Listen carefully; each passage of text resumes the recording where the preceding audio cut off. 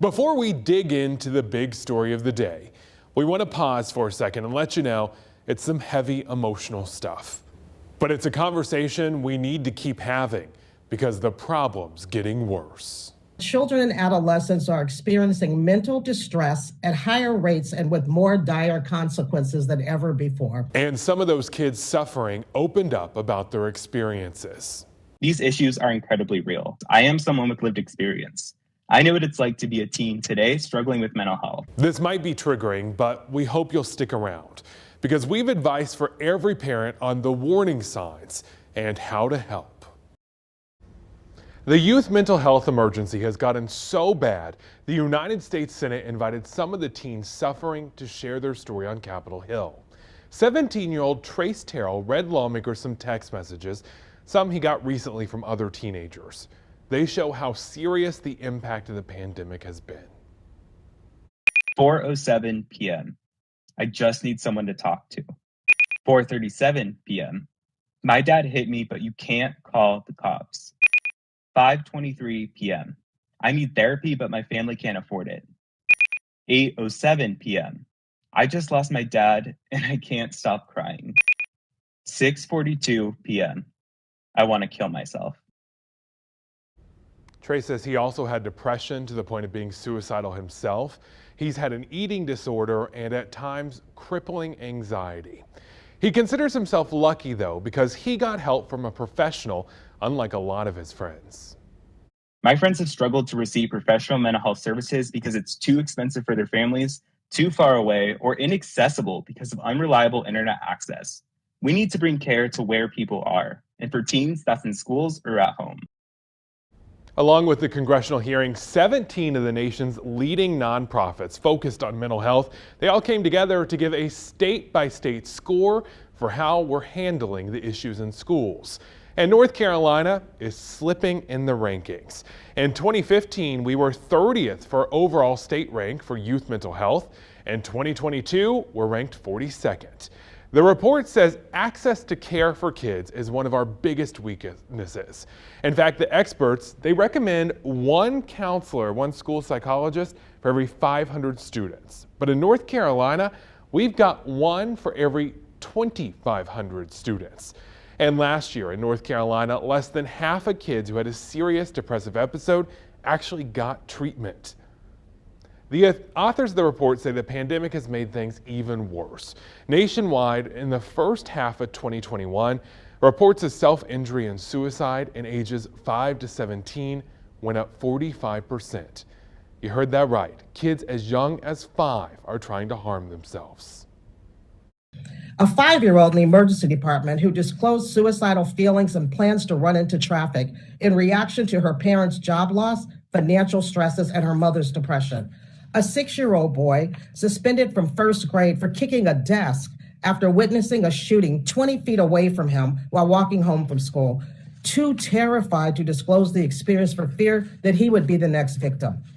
A 16-year-old honors student becoming depressed after a romantic breakup, eventually making a serious suicide attempt while waiting 6 weeks for treatment. These stories, they break your heart.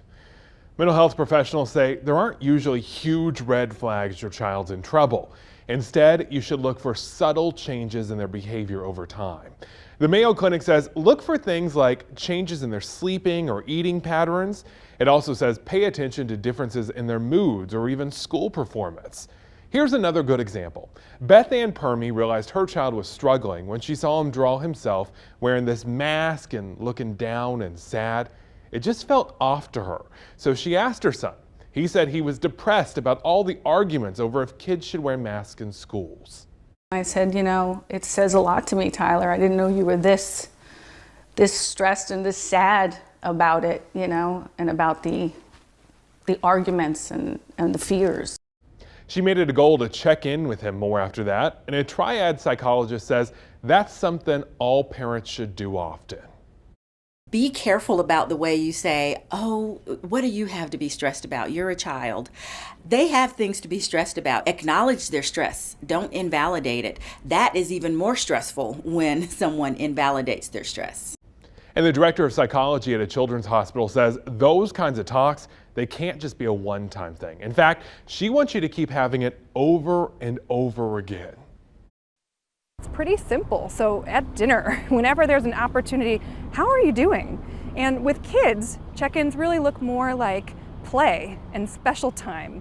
With teenagers, it's more just asking repeatedly and often and being persistent and not taking that first sign of resistance as a sign that you shouldn't be asking, right? Kids need to know that you're predictably, reliably there for them. The doctor also encourages parents to talk about their own feelings in front of their kids. It's good for children to see how you deal with your own problems. A program at one Greensboro high school has taken a proactive approach.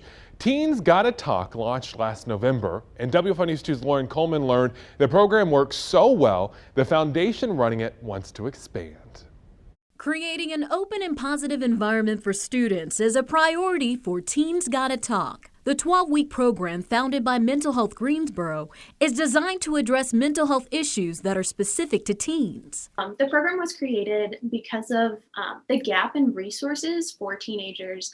A lot of mental health services are there for adults and smaller children. Reports show suicide is the second leading cause of death among teens aged 15 to 19 in the U.S. The peer support program focuses on three main points: stress management, self-esteem, and suicide prevention. We want to make sure that they know that they're not the only ones going through something, because when they connect with other people, they can learn how someone else copes with it versus how they cope with it. Teens Gotta Talk is currently implemented as an after-school support group at Northwest Guilford High School. Student Eleanor Long says the program started over Zoom last year. Being a teenager is so intense, and so you have all of these factors in your life. You have school, you have how your home life as well.